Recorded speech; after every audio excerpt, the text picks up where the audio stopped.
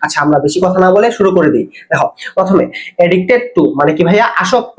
তাহলে আসক্ত হওয়া অর্থে এডিক্টের সাথে কোন প্রিপোজিশন বসে ভাইয়া? টু বসে। তাহলে এডিক্টেড টু মানে কি ভাইয়া? আসক্ত। আবার যদি পড়ি এডিক্টেড টু, এর অর্থ কি ভাইয়া? আসক্ত।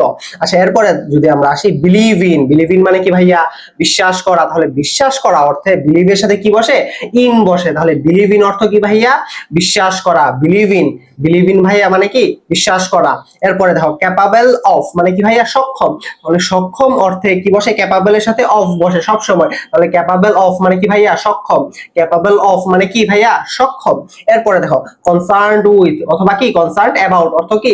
উদ্বিগ্ন বা জড়িত। তাহলে কনসার্নের সাথে কি বসে ভাইয়া? অ্যাবাউট বসে অথবা কি বসে? উইথ বসে, এবং অর্থ কি হয়? উদ্বিগ্ন বা জড়িত।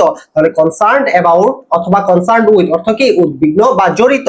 আচ্ছা, এরপরে দেখো কিউর ফর মানে কি ভাইয়া? প্রতিকার বা আরোগ্যের উপায়। তাহলে কিউর ফর মানে কি ভাইয়া? প্রতিকার বা আরোগ্যের উপায়। তাহলে প্রতিকার বা আরোগ্যের উপায় অর্থে কিউরের সাথে কি বসে ভাইয়া? ফর বসে। কিউর ফর মানে কি ভাইয়া? কিউর ফর মানে প্রতিকার বা আরোগ্যের উপায়।